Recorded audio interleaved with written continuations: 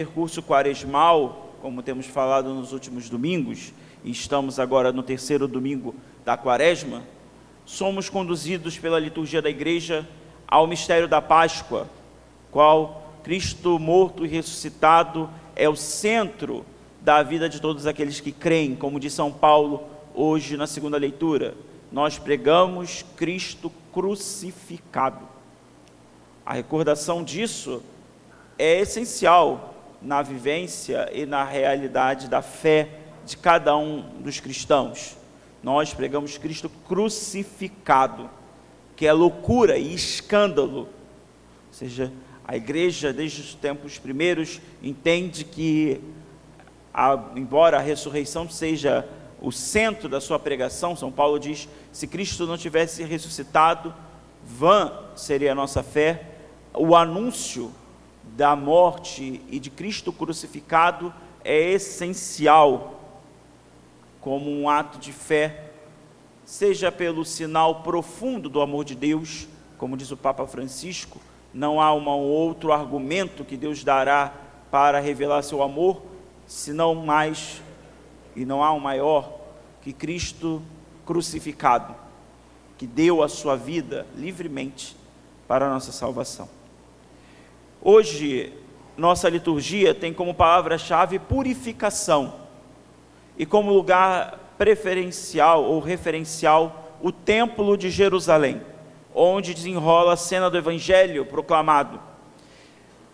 Cada domingo da quaresma, por ser um tempo bastante marcado por características penitenciais, sóbrias e de muitos outros aspectos, a liturgia é bastante clara em temas chaves. No primeiro domingo, o deserto, e ali também como o lugar onde Deus revela o seu cuidado. No segundo domingo, semana passada, a transfiguração de Jesus, e com a cena de Abraão para ofertar Isaac, que lembra a obediência a Deus. E agora, certamente, passado pelo deserto, pelo Monte Moriá, onde Abraão ofereceria Isaac, e o Monte Tabor, onde Jesus se transfigurou, a liturgia nos apresenta de uma forma bastante bela o Templo de Jerusalém, aonde acontecerá o fato do Evangelho de hoje. É importante destacar só alguns aspectos anteriores a isso. O primeiro deles é a importância do Templo de Jerusalém na vida de um judeu. Talvez para nós, imbuídos de mentalidades não tão católicas, nós não demos o valor tão essencial a um templo, a um espaço sagrado. Ou seja, o espaço aqui não é só um lugar de se reunir pessoas, como se fosse um teatro ou uma coisa desse sentido, mas é o lugar da habitação do próprio Deus. Por isso, na cabeça de um judeu, o templo é o lugar mais sagrado em toda a terra de Israel, assim como deveria ser a igreja para nós, seja conservar o silêncio, seja conservar o cuidado na igreja, seja não comer ou não beber, ou coisas desse gênero, porque, de fato, o templo, na cabeça de um judeu, era o lugar mais claro da parte sacrificial da sua religião. Tanto é verdade que, em todo o contexto da religião judaica, só existe um templo, só se poderia oferecer sacrifícios em um lugar, que era o Templo de Jerusalém. Nas cidades e nas regiões haviam sinagogas, que são coisas totalmente diferentes. A sinagoga não tem sacerdote, por exemplo. A sinagoga tem um rabino, alguém que lê as escrituras, lá onde se pode ler a Torá e os profetas.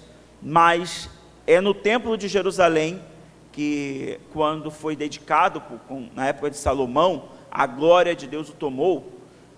Depois foi destruído e reconstruído no tempo de Esdras e Neemias.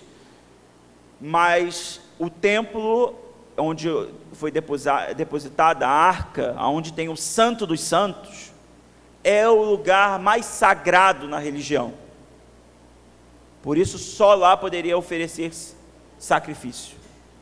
Isso é essencial, e para nós precisamos retomar esse aspecto, já que para nós talvez isso não seja tão claro mais. Na maioria das vezes entendemos o templo como lugar simplesmente para a gente se reunir, né? Isso é verdade. No entanto, sobretudo o templo, e por isso o templo é dedicado, a imagem do templo antigo, é dedicado porque é um lugar reservado exclusivamente à adoração, à relação homem e Deus. E é por isso que o contexto de hoje do Evangelho fica cada vez mais acirrado, porque quando no Evangelho, que curiosamente não lemos o Evangelho de Marcos, mas o Evangelho de João, denota que Jesus, e é bem no início do Evangelho, é diferente dos outros Evangelhos, porque os sinóticos colocam esse fato no final do Evangelho, porque os sinóticos narram um ano, como a atividade missionária de Jesus fosse de um ano. No entanto, o Evangelho de João faz um ciclo de discipulado de 3 anos, e por isso o Evangelho de João vai falar de outras Páscoas que Jesus foi ao templo, e essa seria a primeira, é uma inauguração da sua obra messiânica a partir da purificação do templo.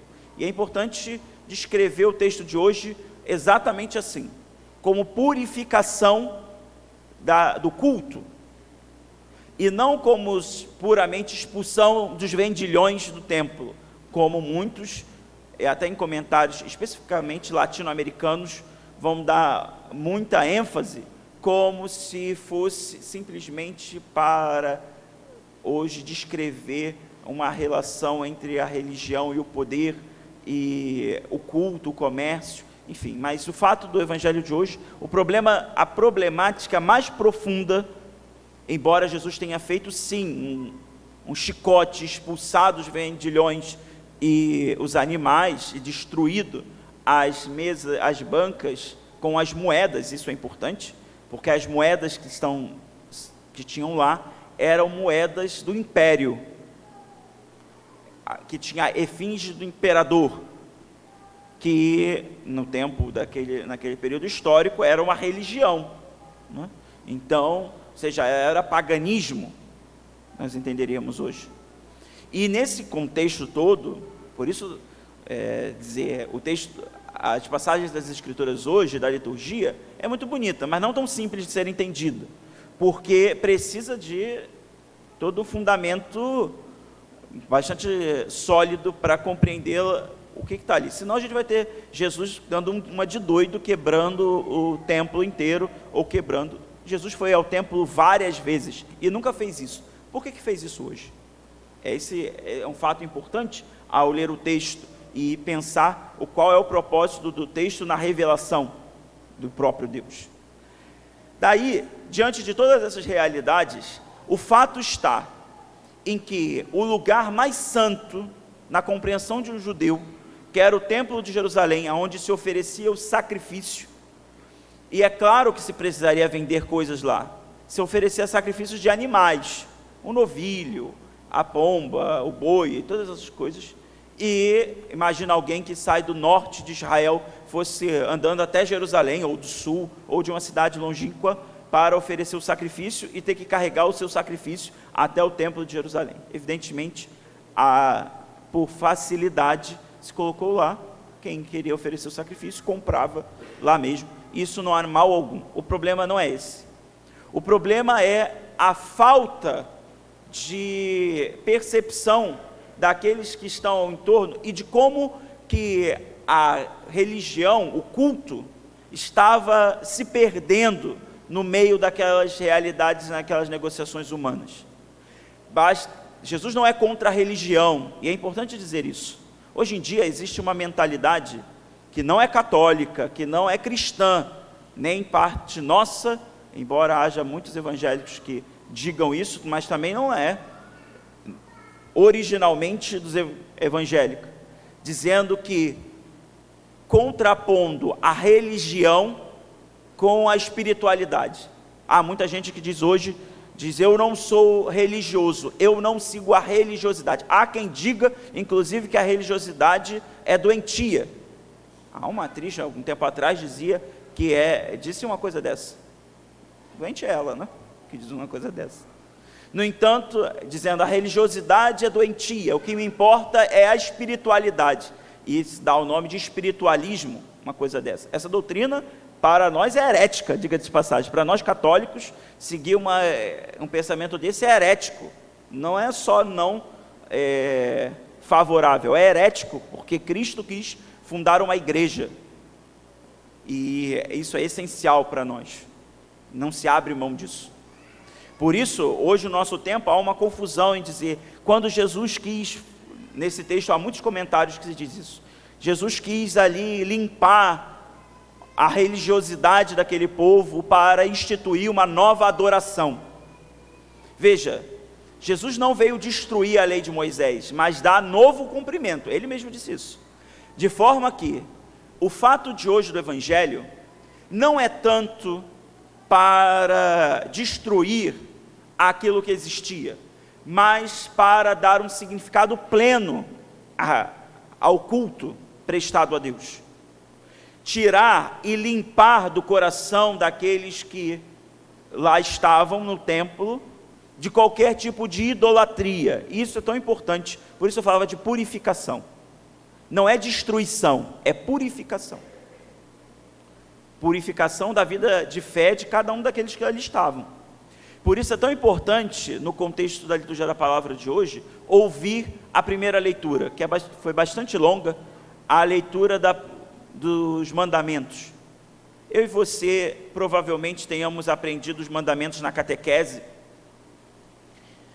quando nós tivemos que decorar os mandamentos. Eu não sei vocês, minha catequista era bastante rigorosa, tinha que decorar mais os mandamentos do que a tabuada. E eu decorei mais os mandamentos do que a tabuada, diga de passagem. Acho que por isso sou padre, não é? E não um matemático. Mas o que fazia a prova, vocês devem ter tido isso também, prova oral dos mandamentos. E tinha que falar os mandamentos de trás para frente, do meio para frente, do meio para trás e de ponta cabeça.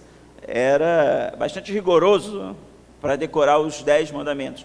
Qual é o 4º mandamento da lei de Deus? Honrar pai e mãe. 3º mandamento, e assim vai. O fato é que os mandamentos que nós ouvimos no Evangelho, na primeira leitura de hoje, eles são um caminho de liberdade, eles não são um caminho de escravidão. Quando nós entendemos e direcionamos o fato da purificação, Deus fez os mandamentos como um código da aliança. O que isso significa? Deus selou uma aliança com o seu povo, mas essa aliança precisa ser organizada, precisa ter um código, um documento, que diga o que regula essa aliança. Se você pensar a palavra código, para quem estuda direito, ou já estudou alguma vez, alguma parte do direito, sabe que nossa sociedade é formada de muitos códigos, né? Código do consumidor, código, e assim sucessivamente. Esses códigos servem para regular nossas relações, ou seja, todo código serve para regular relações. O código da aliança serve para regular a aliança. Por isso, o primeiro mandamento, que é o mais fundamental de todos, que curiosamente quando nós confessamos, nós não, ou a maioria das pessoas não confessam. Eu também aprendi na catequese que deveria sempre confessar o primeiro mandamento quando fosse confessar, que normalmente se esquece. Quando nós pecamos, é porque não amamos a Deus sobre todas as coisas. Esse é o primeiro mandamento da lei de Deus, não é? Acho que todo mundo sabe. Amar a Deus sobre todas as coisas. É o primeiro mandamento da lei de Deus.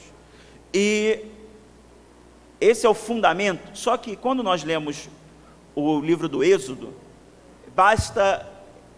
vale reler e prestar bastante atenção.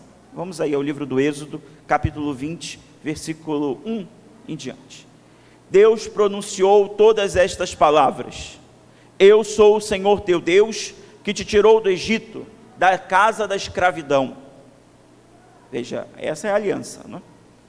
Não terás outros deuses além de mim.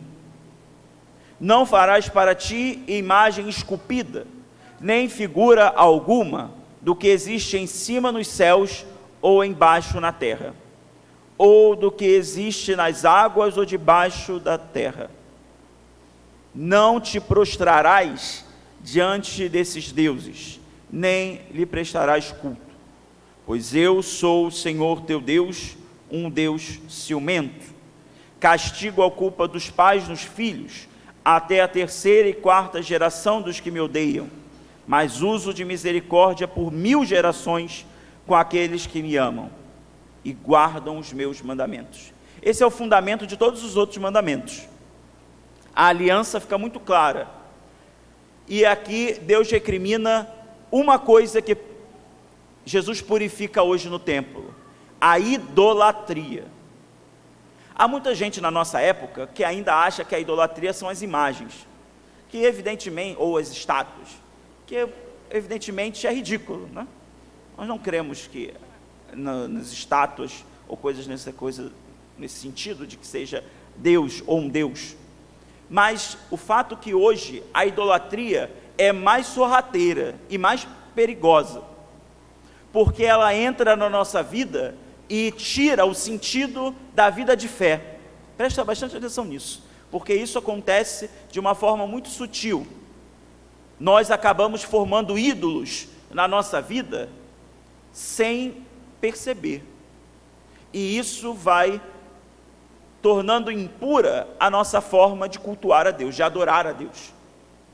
O cardeal Raniero Cantalamessa, na pregação, ele é o pregador da Casa Pontifícia, agora, em toda a quaresma, em todo o advento, toda semana tem uma pregação à Cúria Romana, e agora, na última semana, ele comentava uma coisa bastante interessante. Ele falou assim: o espírito da mundanidade, o espírito do mundo, o espírito mundano, ele também quer fazer uma trindade profana, uma trindade do mal, né?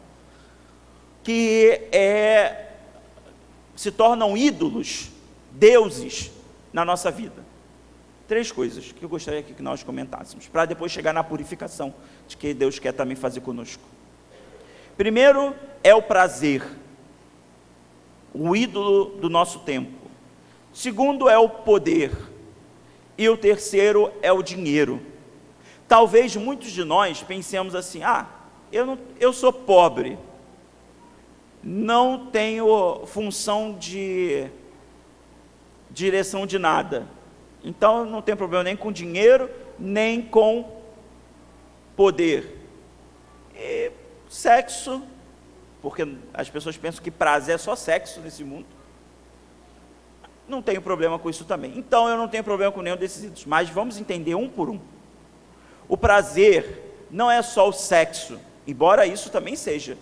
É claro que tem que tomar cuidado com as crianças. Hoje eu falei isso na missa das 11, depois as mães queriam me bater lá na porta, né? Por causa de... Claro que é pecaminoso e se torna um ídolo, a masturbação, a pornografia, e outras coisas mais, para não entrar nesses aspectos. Mas evidentemente, quando falo do prazer, não estou a dizer simplesmente de fatos relacionados ao sexo, mas ao prazer como algo que dirige a minha vida. Você já deve ter dito, ou já ouviu alguém dizer: eu só faço o que eu quero, ou eu só faço o que me traz prazer. Evidentemente, o prazer tem uma função importante na nossa existência, certo? Se tem alguém que estuda psicologia ou coisas nesse sentido, vai saber o que eu estou dizendo. É claro que psicologicamente, prazer tem uma função na nossa vida. No entanto, dirigir e colocar como centro da nossa vida é a própria destruição do ser humano. Pensa, nós que talvez estejamos aí guiados por essa forma de pensar que eu só tenho que fazer, ou só quero fazer aquilo que me traz prazer, a gente vive uma vida infantil. Só criança acha que na vida só faz o que quer. Só criança. Quem é grande, adulto, sabe que na vida a gente não faz o que quer, a gente faz o que tem que ser feito, não é isso? Isso é infantil, achar que eu faço só o que me dá prazer. E a vida é feita de sacrifícios. E na vida de fé, a obediência requer sacrifícios. E por isso o prazer se torna um ídolo. Se eu coloco o meu prazer lá como centro das coisas, pronto, ali há um erro grave. Porque eu vou entender que a minha vida só serve para me trazer prazer. Isso é um ídolo. É o egoísmo no centro da própria existência. O segundo é o poder. Talvez você possa pensar, padre, mas poder de quê? Eu não sou diretor de uma multinacional, eu não tenho cargo de chefia. Os antigos diziam que, e dizem até hoje, se diz, é um ditado que se passa adiante, que se você quer conhecer uma pessoa, deve dar poder a ela. Não é isso? Você já ouviu isso na vida? Se você quer conhecer uma pessoa, dê poder a ela. Poderes menores. Por exemplo, eu me lembro, e muitos de vocês com certeza partilharam disso também, a conquista que era ganhar a chave de casa. Né? Ou seja, a entrega da chave era uma entrega solene, igual Jesus fez com São Pedro. Tu és Pedro, e sobre esta pedra tens a responsabilidade da chave e tudo mais, pode entrar e sair. É um marco na vida, né? Só com 18 anos e tudo mais. Para dizer que há uma grande responsabilidade naquilo. Para nós é importante pensar isso, porque quando eu falo de poder, eu não estou falando de coisas grandiosas, eu estou falando de coisas pequenas. Quero um exemplo? Dê um cadeado para uma pessoa, para ela passar a corrente no portão, e só dê a chave para aquela pessoa. Se a pessoa tiver o autoritarismo de pensar que as pessoas só podem entrar e sair ali com a sua autorização, estou falando de pai e de mãe não, estou falando da vida, tá certo? É o fato de que alguém que tem sede de poder, isso é um ídolo, porque quando eu me coloco para ter poder, que as pessoas dependem de mim, eu esqueço que Deus Nosso Senhor me colocou como administrador dos seus bens.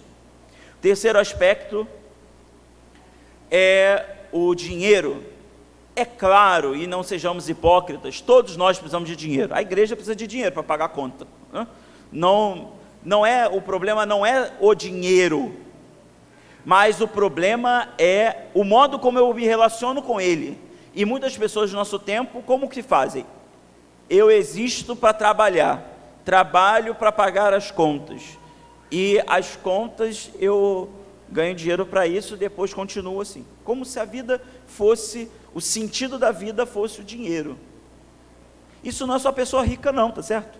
Porque quando a gente diz isso, as pessoas pensam logo, pessoas milionárias, pessoas ricas, não estou falando só disso não. Às vezes nós, que temos quase nada no bolso, a gente também está preocupado com os dinheiros que a gente precisa, ou com aquilo que a gente quer gastar, com aquilo que a gente quer comprar. É um problema, são ídolos. E você pode pensar, mas padre, o que tem a ver tudo isso com o evangelho de hoje? Tudo isso pode roubar o lugar de Deus na nossa vida, mesmo estando aqui na igreja. Isso pode roubar o sentido da religião. No catecismo, uma pergunta de catecismo, que eu vou fazer para todos vocês, certamente todos sabem, está no catecismo da Igreja Católica, que se aprendia nas aulas de religião. Qual é a primeira virtude da religião?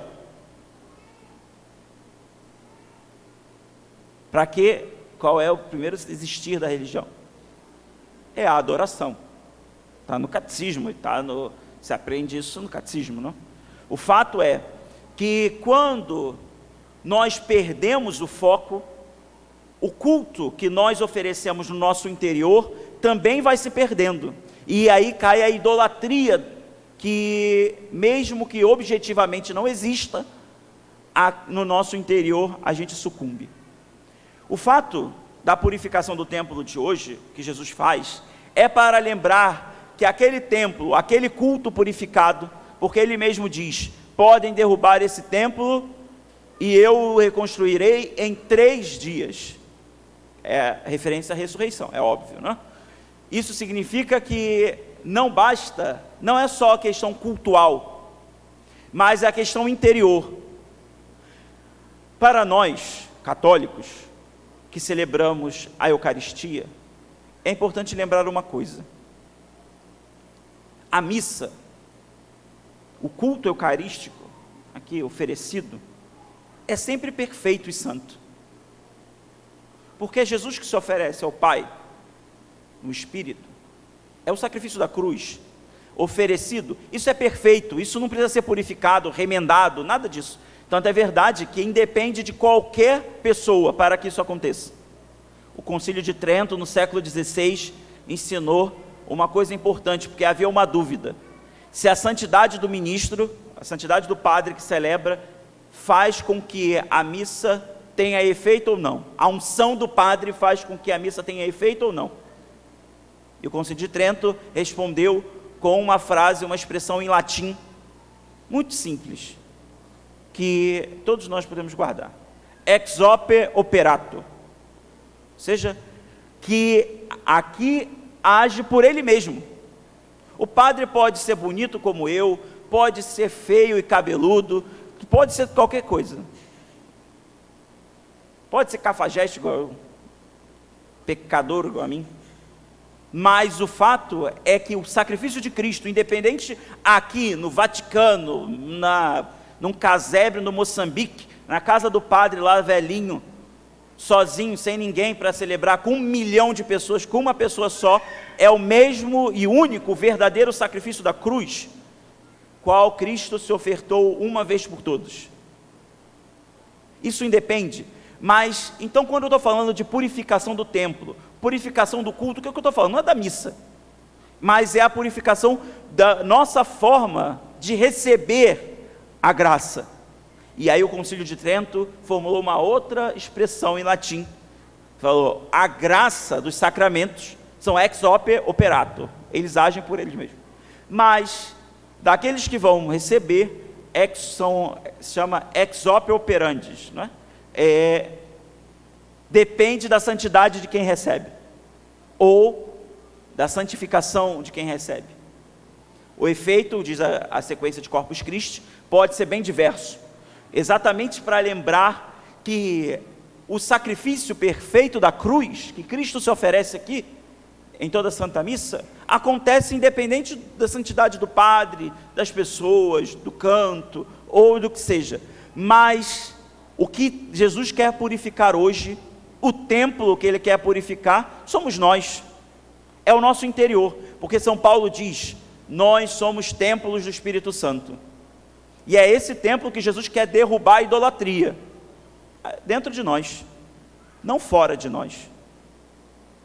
O templo que Ele quer derrubar a idolatria e limpar, está aqui, no nosso modo de participar do culto divino, do nosso modo de participar do santo sacrifício da missa.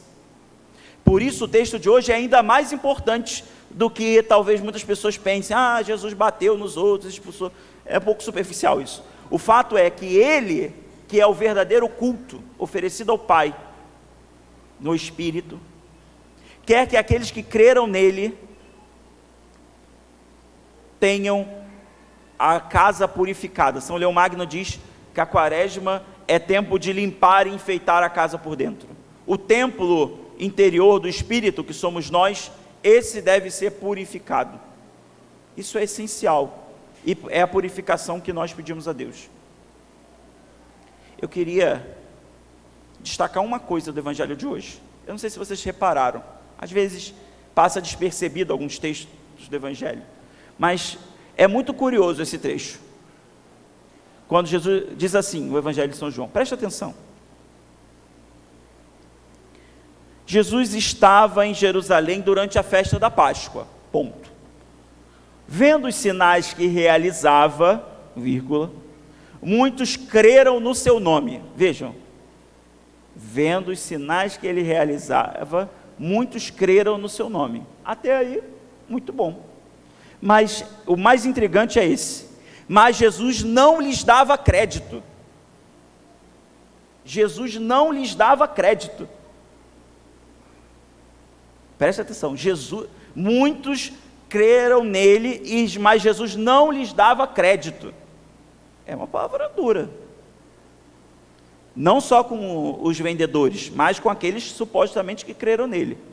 E dizia assim: pois ele conhecia a todos, e não precisava do testemunho de ninguém acerca do ser humano, porque ele conhecia o homem por dentro. O que ele está dizendo com isso? O que o texto do Evangelho está querendo dizer com isso? Aquelas pessoas creram porque viram sinais. Não é um ato de fé profundo, não é um ato interior de se associar com aquilo que está acontecendo, não é uma purificação, é simplesmente estar lá e dizer que crer nele.